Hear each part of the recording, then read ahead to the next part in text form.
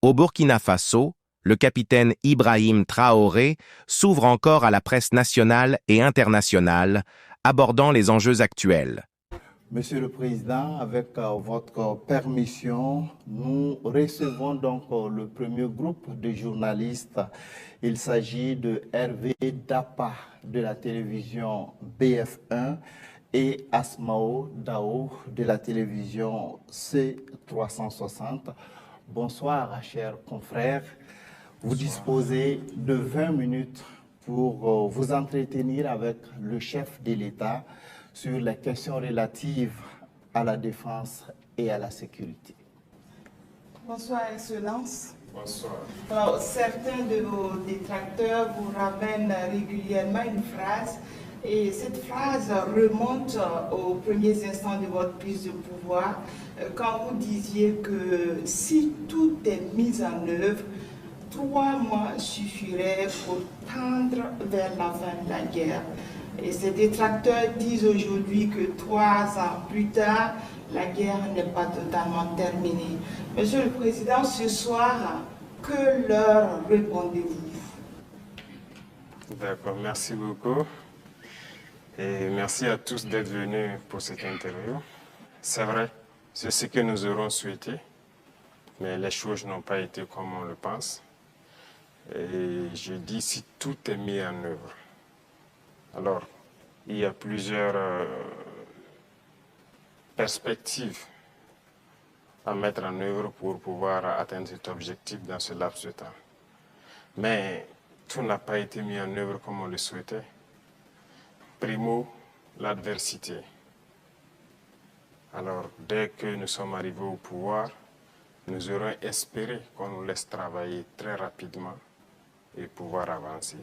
Malheureusement, certaines personnes nous ont approchés et ont voulu que nous allions dans leur sens parce que leur objectif n'était pas que la guerre finisse de sitôt. Je veux parler de certaines forces étrangères qui étaient présentes sur notre sol. On a eu des débats houleux avec des diplomates venus d'ailleurs sur la question, mais personne ne voulait qu'on aille dans le sens de finir cette guerre. Nous l'avons compris à travers les messages. S'il arrivait que des gens viennent jusqu'à nous dire qu'il faut qu'on accepte qu'ils soutiennent les terroristes et nous soutenir également, ça veut dire ce que ça veut dire, c'est une guerre entretenue. Donc nous avons très vite compris, on s'est débarrassé de toutes les forces qui étaient présentes ici, que ce soit les forces françaises, les forces américaines, et nous avons compris que la lutte sera âpre. La deuxième chose aussi était de... Nous croyions que nous avions quand même un minimum d'armes et de munitions en stock. Aujourd'hui, je peux vous dire ce que j'ai trouvé par exemple en stock. Il y avait en tout et pour tout au Burkina Faso moins de 100 000 cartouches de Kalachnikov. Et les armes, nous avions à peine une centaine. Comment est-ce qu'on pouvait faire la guerre? Donc, il fallait se rééquiper, redoter l'armée en effectifs, en armement et tout. Ce qui a fait que l'objectif de 3 mois, si ces conditions préalables étaient réunies, c'était bien possible. Mais il n'y avait rien. On n'était pas préparé à la guerre, tant sur le plan équipement que sur le plan effectif. Justement, Monsieur le Président, vous venez de le dire, hein, quand vous prenez le pouvoir, si on veut caricaturer, il y avait plus d'hommes que de munitions dans l'armée burkinabé. Et aujourd'hui, où en est-on avec le programme d'armement de cette armée-là? Et puis, quels sont les signes qu'elle est en train progressivement de monter en puissance? Très bien, je l'ai dit, je ne peux pas dépeindre toute la situation qu'il y avait, c'était catastrophique. Et comme je l'ai dit, vous pourrez enquêter. Il y a peut-être même dans cette salle des militaires qui étaient sur le front, sans armes. Ça existait dans notre armée. Donc ce sont des situations, on croyait que c'était juste, je ne dirais pas de la mauvaise foi, mais une situation incompréhensible. Pour nous, il y avait des armes et on refusait de les doter. Mais quand on a été face à la réalité, très vite, on s'est résolu à chercher d'abord à armer l'effectif qui était là. Et là, ça a été la croix et la bannière. Parce que beaucoup de puissances ont refusé de nous vendre les armes. Et donc, on s'est tourné vers ceux qui avaient envie de nous vendre les armes. Très vite, on s'est équipé. On a recruté les VDP, on a pu payer tout ce qu'on voulait.